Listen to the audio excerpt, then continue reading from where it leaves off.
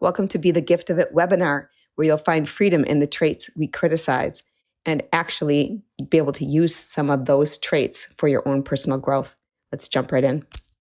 For those that don't know me, I'm Patty Jackson, and I'm a former teacher, a former spiritual counselor, life coach, and now I'm the founder of Clear Inner Focus Coaching. And what we do is we provide life coach training and skills and certification for people. We provide life coaches, and our primary focus is to help people break down recurring challenges and build positive change by first addressing the inside things, our mindsets, our reactivity inside, our habits inside that drive the behavior and the results or our responses that keep things locked in place. And so we do that by bringing up greater awareness to things with acceptance of our normal human stuff. One of the biggest things is that's wrong, or I'm wrong, or they're wrong, and what's wrong with me then? And then that fear that we layer on top. And so that's what I'm going to do today is look at and provide a place to look at those places where, some things are wrong and they need to change. But if I'm frustrated with it, I can't respond. And that's where my pain comes in. It's this happened and I don't know what to do about it. I feel powerless in making a difference. And this tool is something that I've seen help me millions of times, and the coaches I work with and the clients I work with shake down that place where we get locked, open it up, and find a more empowering way to respond to life's stressors, to life's problems, to life's challenges, to the pains and hurts inside, and the pains and hurts that people are doing to themselves and each other outside. Sound good? Okay. So this started for me with the story of me going to a chiropractor who does alternative things, whatever you believe in medicine. I don't know, but this was really insightful for me. It was so fun when this tool first came. And what he did is he tested my body, and he could see I was reacting to the idea of ruthlessness, whatever that means. So I'm like, I leave and I say, ruthless. God, I just hate that when people are ruthless. Why would I want to balance ruthlessness within me? So I asked the question, and I was waiting for some kind of, help in getting this answer. So I picked up the phone and called my sister, and she wasn't available. I'm like, I know I'm going to get the answer. I know I'm going to get this. I don't know what it is yet.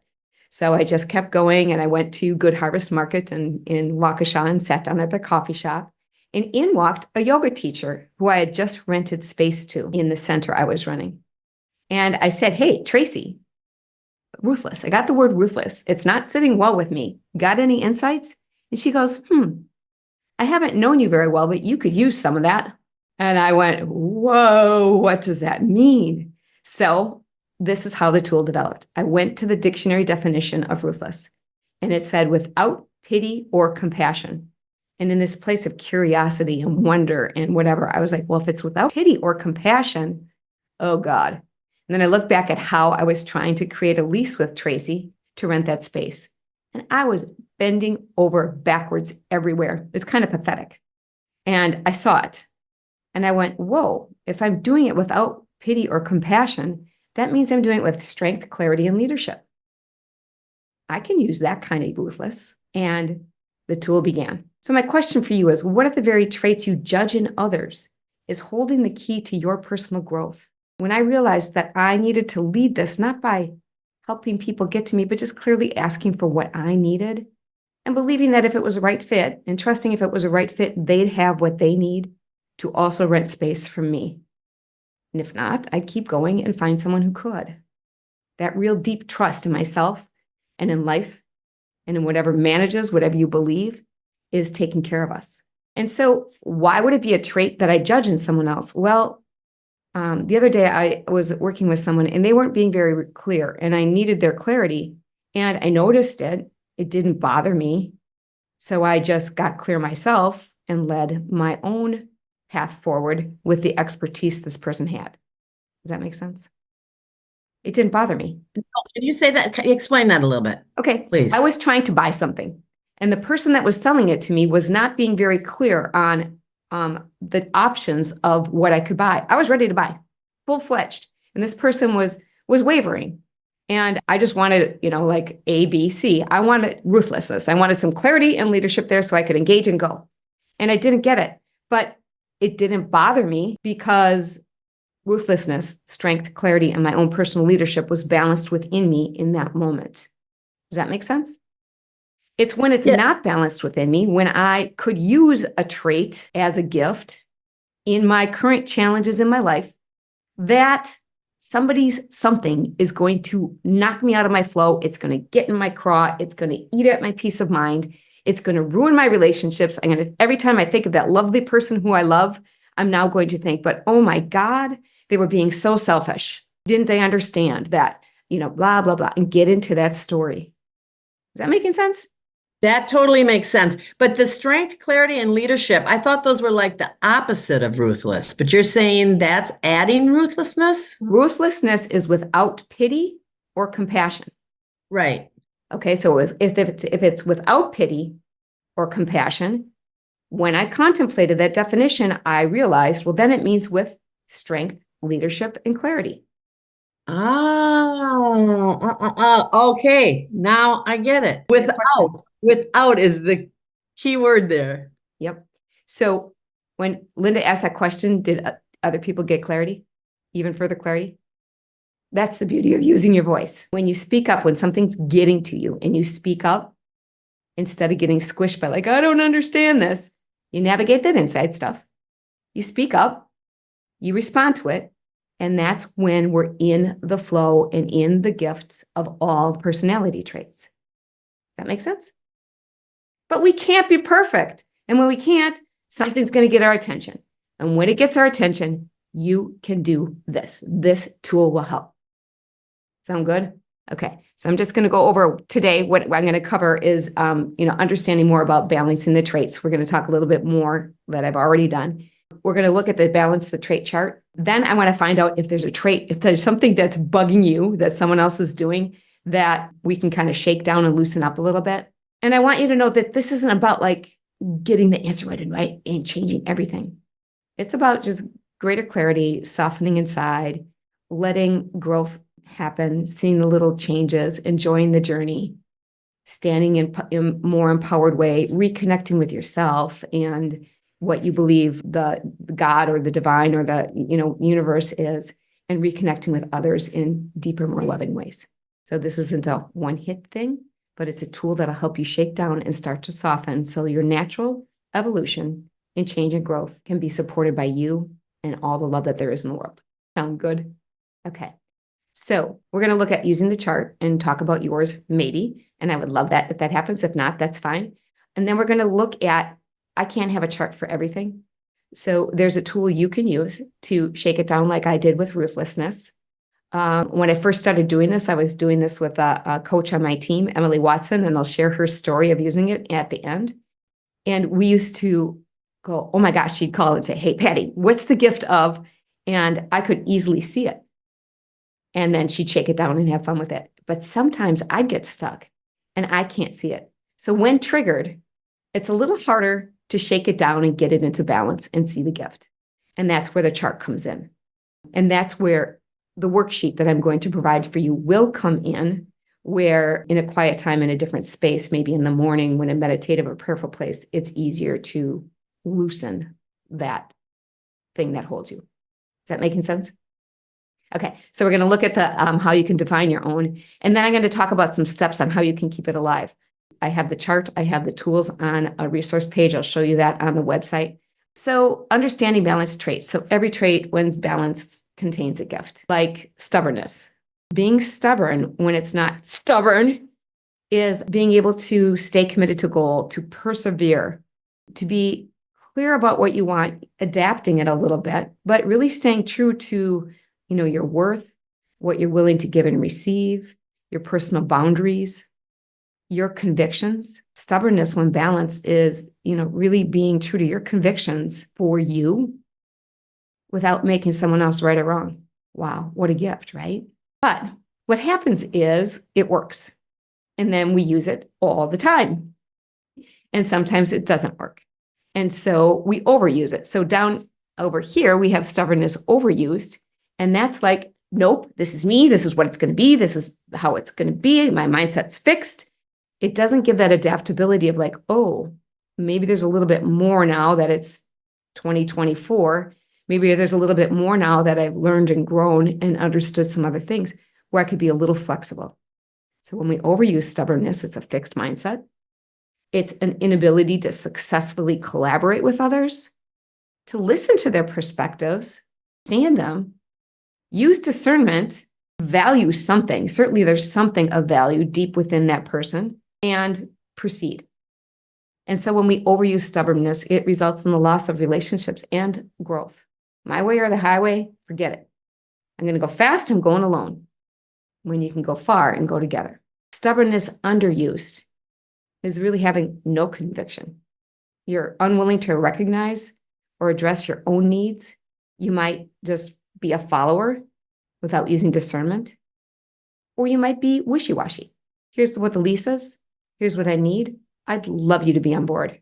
If there's anything I can do to support you or anything that you need to let me know so that, we can make this more possible, I'm here for you. It's not wishy-washy. Does that make sense? So let's just take a nice deep breath. And the most important thing is now to just soften inside and listen to yourself. Use your stubbornness to use discernment. Because really, this isn't about Patty's way. This isn't about the truth. This isn't about the way of doing things. It's, maybe I could be the gift of stubbornness and take on a new idea while continuing to hold true to my own perspectives. Really important, right? So if you notice, just taking a breath and softening inside, this is how we change the inside first. So the balanced trait chart. I've got a chart. It is available online. It starts like this. And so you'll find that someone who's being so abrupt. I can't stand it. When someone's abrupt and it just gets you, and then you're almost guarded from them and you don't want to connect with them and you hold that charge inside and it eats at me. Do you ever have that happen? And if it doesn't pass, if it doesn't shake down, if I find myself avoiding that person because they're too abrupt, that's when I would come to this chart.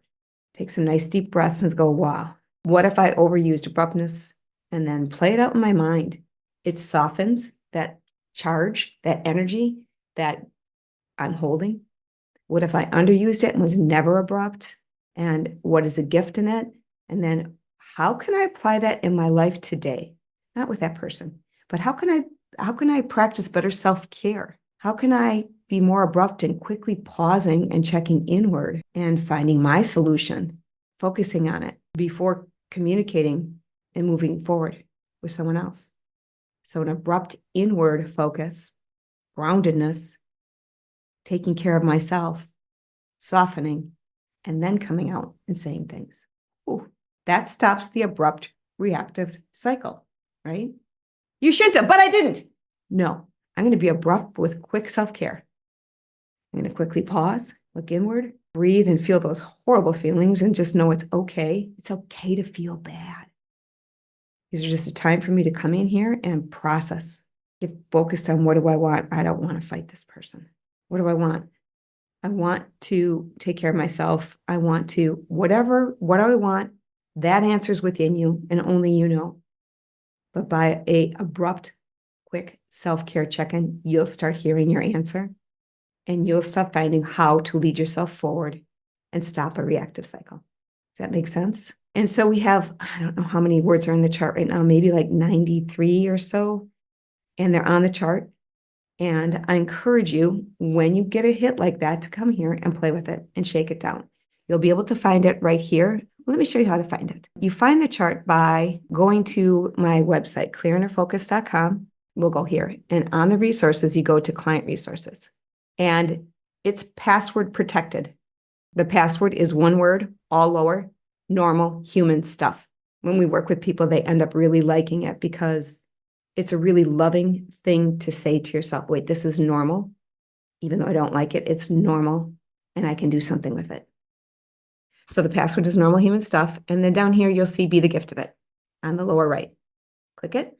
And here it is. So here's the chart. And it is not the full chart from the book. It is a chart that was uploaded a while ago. The book has more, but to continue to change this and update it, I'm going to do it in the book. So you find it on the chart. It'll tell you, what to do and how to shake it down. On that page also, how you can find your own. So first of all, there's an example on how you can find your own. And this is how you do it. This is how someone did it. It says trait, and you write down the trait. You write down the definition from I get it from my little Apple dictionary. And then you contemplate. in a quiet, contemplative place, you ask yourself, what if I always use this trait? What would my life look like? How would things unfold? Don't worry about if the answer is right or wrong. Breathe, soften inside, and let yourself get clear. And write it down there. And then you consider, what's the opposite of this trait? What if I never use this trait? What would happen? What would life look like? And then ask yourself, when might I have misused this trait in my relationship with myself? When have I betrayed myself? Oops, we do. Just forgive yourself. And then forgive yourself for when you might have betrayed yourself, and finally ask yourself, if I'm going to use the gift of this trait, where can I use it in my life? Where can I use the gift of betrayal in my life? And the gift of betrayal, truly, is stopping an allegiance to someone else, letting go, getting clear on yourself, taking care of yourself, and maybe rebuilding a new agreement and allegiance with someone when it's no longer working. So that's how you can walk yourself through this. And if you can't, I'm going to ask you, send me an email, because when you're stuck in it, it can be hard. Or find somebody that you know that's playing with this and ask them to walk it through for you so you can see it and play with it, see what happens. And then there's just a blank worksheet here on the website where there it is. You can download this, you can print it out, and you can contemplate on your own.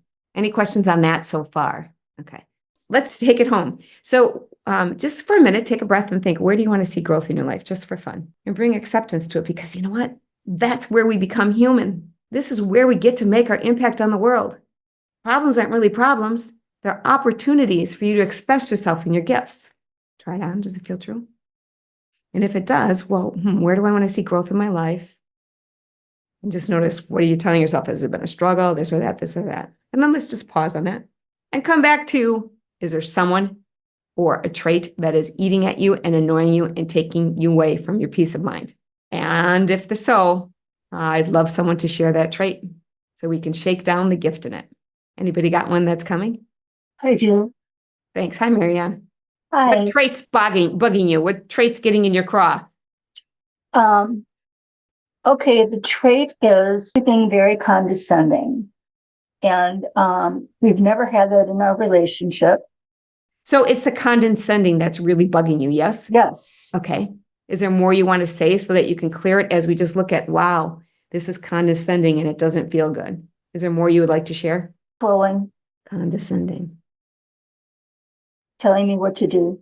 Let's gently breathe. Condescending, controlling, telling me what to do.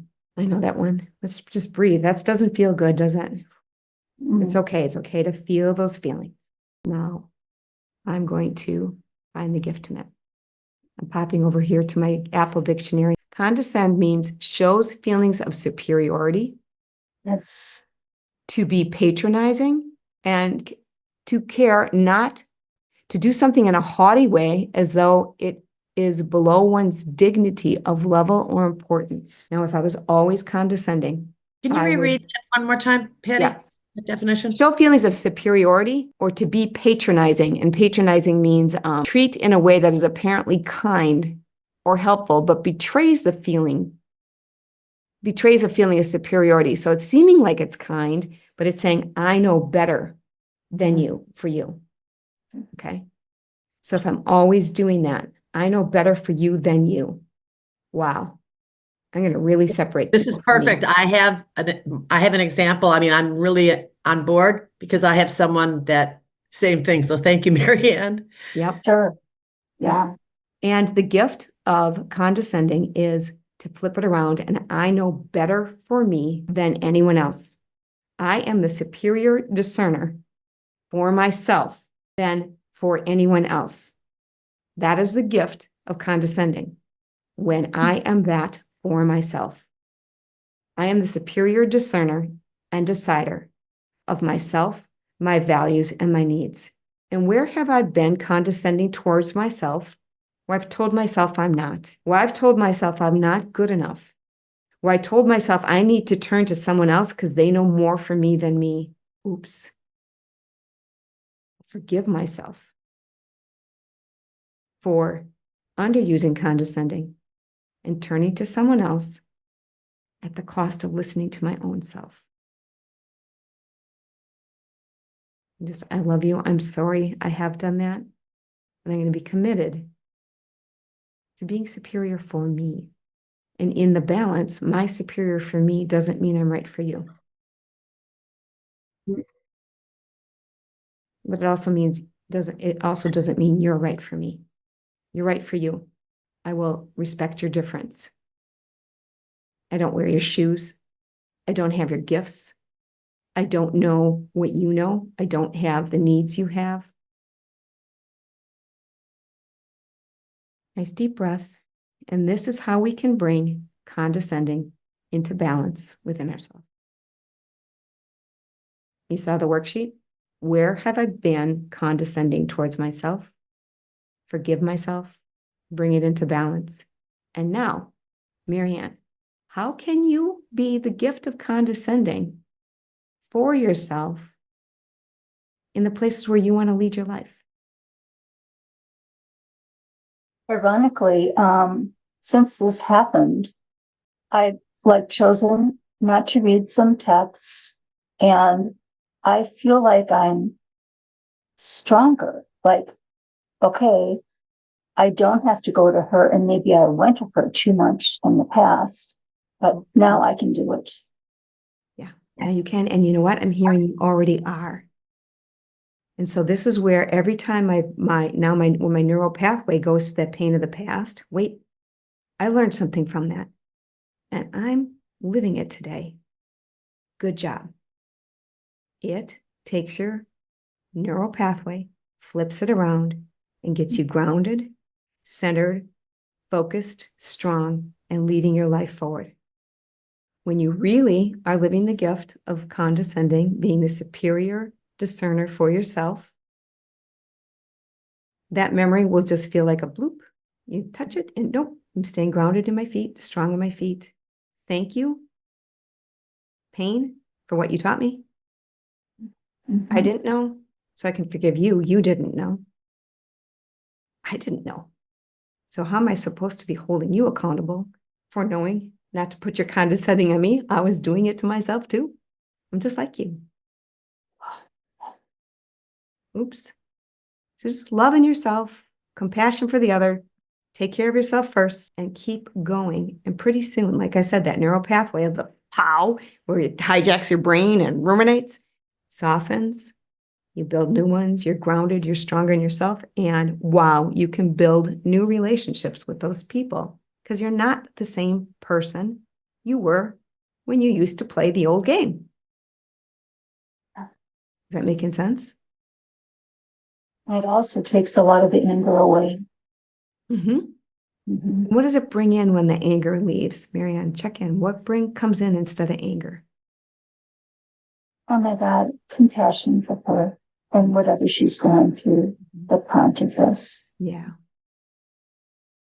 And I get the compassion for myself too, and what I was going through Exactly. Yeah. back when I was doing it the way that wasn't balanced.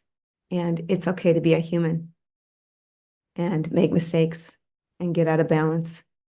I hurt myself and hurt people because I can make amends. I can forgive myself. I can ask for forgiveness or just show up a different way and let that do the work. Patty, can you give some examples? You know, when you say forgive self, I mean, that's really, those are powerful words, but what are some of the tools or like ways, I mean, to make it more than just, okay, I know I need to forgive myself. Yeah. So how do you do that? That's an awesome question, Linda, and thank you for asking for it. And it's the next webinar I'm giving. Oh, okay. These aren't just one and done. These are just like, there are practices. And when you practice, you get stronger in it. They're tools. And when you apply the tools more, they can become your default in your habit. Or if you get off track, you can go, oh, wait a minute. I do have a tool and it's going to take a while to turn it around, but it's worth the work because it hurts too much inside to stay here. So the next webinar I have, and it's all queued up for, I'm going to, in 2 weeks, it'll come out in the Mindful Monday, talking about forgiveness and letting people know they can start signing up for the webinar. And I will be doing that shortly, maybe within the next month. Okay, well, Please. Yeah. Well, I'll be anxiously waiting. Yep. Can I ask you, while we're on the condescending, to flip it around another way? I also have become aware, I mean, even yesterday at lunch with someone, that I was behaving condescending to her, thinking I knew more about what she needs to do than she does. And it's like, okay, if I'm going to be a life coach, that is not at all how I want to proceed. So, okay, flip it around. And how do I, when I'm seeing that in myself, make a gift out of it or change it? Or Well, I'm hearing you already did, in which you saw it in yourself and you accepted it and are getting clearer on who you want to be instead of that. And woohoo. that is, so instead of being condescending towards her, instead of being condescending towards anyone and telling them what to do, what would you rather be doing? And here's where you're going to use condescending to tell yourself your new answer. So listen, I'm going to be the superior discerner for me. And in the future, instead of telling people what to do, how might I do it? Listen, how might you do that? How might you do that? Ask them if they can think of anything that might help them. You know, asking the question instead of offering the advice. Breathe and feel that answer. And now you get to play with it and learn and grow and try, see if it works. You're well underway. Thank you. Yeah. So that's what this is underlying all of this is, as I said, you sit in contemplation. And when you're in a contemplation place, you're bringing awareness, that observer's perspective, that unconditionally loving observer's perspective to yourself and your habits. And when you do that, it can soften so they can move. You can connect to your heart and your wisdom, and you can shake down old patterns, old mindsets, and build new ones. And that process is written into the structure of what I'm asking you to do when you play with Be the Gift of It tool. Sit down in contemplation. It inherently means in a quiet time when you're not beating yourself up. And then don't make it be a one-hit wonder, but enjoy the movement of the evolving. Wow. Now I'm doing it again. I'm being condescending towards myself, where I am the superior discerner for me. And you get stronger in it, and the growth happens, and voila, new things happen. And so thank you for contemplating that. Keeping it alive is the next thing I'd like to share. And so on the website, on that resource page, on that tab, here's where I encourage you to pre-order the book. And if you do that and you like the book, writing reviews on that is super helpful for it to be something that other people can find. And so this was what Emily Watson had when she said she had this quote sitting on her door. Here's what she says. The quote is, "Everything that irritates us about others can lead us to an understanding of ourselves." Emily says, "I looked at this quote every day for a year. My coworker had it posted on her door. I would read it repeatedly and ponder it, but I couldn't figure it out." She said, "Many things irritated me, but I was pretty sure these irritations didn't mirror my behavior or beliefs exactly. So what did they have to do with me? Where was my learning in this?" With time and patience, the learning came. Through my coach certification training, I learned that there's a gift in every emotion and personality trait. Yes, emotions are on here too. Every emotion, even those I previously perceived as bad, like irritation, anger, jealousy, arrogance, can be a gift. In the right dose, every human attribute serves its purpose. To find the gift in a specific attribute, it helps to examine the overuse and underuse of this trait. I was irritated with selfishness, yet selfishness was the one thing I tried hardest not to be. Always putting others before myself. I was pretty clear on the overuse of selfishness. Disregard for others, an inability to cooperate, to name a few. But what about the underuse? I learned that to underuse selfishness is to care for others at the cost of neglecting one's own needs. Oops. The light bulb went on. The quote I'd been staring at for a year finally made sense. The reason selfishness was irritating me so much was not because I was overusing it, but because I was underusing it. When I use selfishness in moderation, I ensure I take care of my needs first because who else will? In return, I can show up as my best self for others, loving and empowering them to do the same. What we see on the outside can lead us to a better understanding of ourselves, but we have to be willing to dig in, be willing to look at all sides. What irritates you about others? What if that attribute was never used? What if someone was that all the time? What's the gift in it? What's in it for you to learn? And that's Emily's contribution to the book. Emily was a coach on our team for a long time. She's now working in learning and development and coaching at Northwestern Mutual. And it's so fun to have her exciting story as the first contribution in the book. So I'd love you to take a nice deep breath, check in with yourself, and share your takeaway from today. What did you hear today that works? What are the things that are sitting uncertain? And what might you want to play with and commit to in the days ahead? I know myself better. Awesome. Thank you for sharing. All right. What I was reminded of is the importance of breathing and softening inside. And it's in that contemplative state and recognizing that the growth that I'm in charge of is mine. And this is a great tool for helping me to get centered, soften inside. I love that. And then get clear, feel the feelings. So what I'm taking away today is a more effective way to use this tool. So thanks. Awesome. I can't wait to find out what comes from it. Me too. Anyone else? I was going to share about learning more about being balanced to allow myself to have that clarity, to be able to continually share that and not always have that feeling of being so hard on myself. So that was very huge today. Thank you, Patty. Good. It's great to hear. Being hard on ourselves is a gift, but we got to use it like Tabasco. Exactly. Thank you. Linda, did you have something to share? I'm really embracing the other people and myself when I annoy myself and they annoy me. And I have the awareness for sure, the acceptance and self-love and being more playful with it.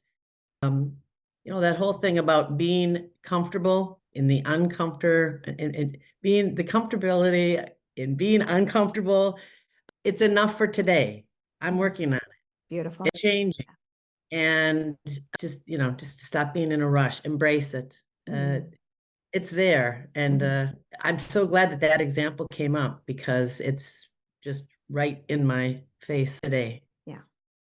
With a person in particular. And she kept coming up. I've been trying to do this forgiveness thing and grateful for what she has given me. And I couldn't understand why it just keeps coming up. I'll wake up in the morning and literally think of something about this woman that's annoying me. And so the connection to she's a gift.